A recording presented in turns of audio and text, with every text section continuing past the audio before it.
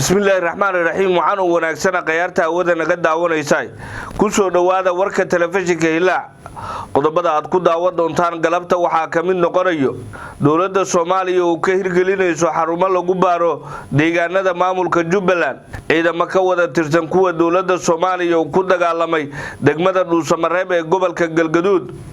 laamaha amniga dawladda Soomaaliya oo gacanta ku dhigay kooxo dil ka geystay magaalada Muqdisho madaxweynihii hore ee maamulka Puntland Cabdiweli Maxamed Cali Gaas oo soo dhaweeyay matalaada gobolka Banaadir xarakada al-shabaab oo weerar ku qaaday saldhig ciidamada dawladda Kenya ay ku leeyihiin deegaano hoostaga gobolada Jubbooyinka hay'adda Interpol oo diiday in ay soo xirto madaxweynaha dalka Mareykanka Donald Trump intaasina waxay ahaayeen qodobadii wararka ugu waaweynay ee telefishinka Hilaac